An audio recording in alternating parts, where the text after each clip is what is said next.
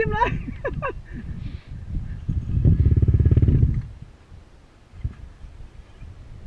มันเป็นพักได้เป็นพักได้นะ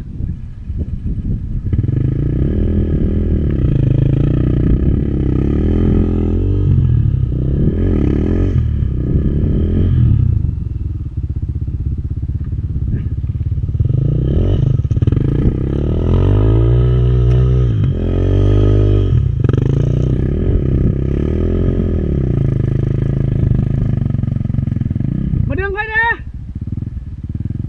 มาดึงค่อยขึ้นนี่นะ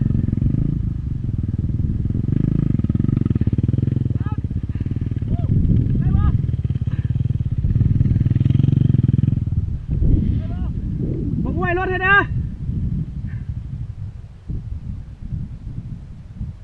บึกไหลเมื่อย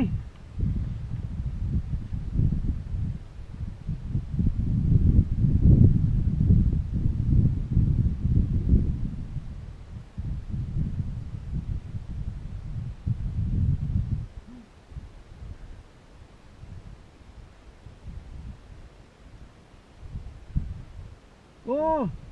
ถ่ายรูปตอนล้มนี่เลยนะก็จะไปหายอดภูงามได้ตรงล้มเอามาทางนี้เลยแล้วก็ชิลงขึ้นมาไหมหรือว่าไปว่ามันติดงาเอาป้อยลงไปมันติดเลยดึงติดหน้าไปเลยมัน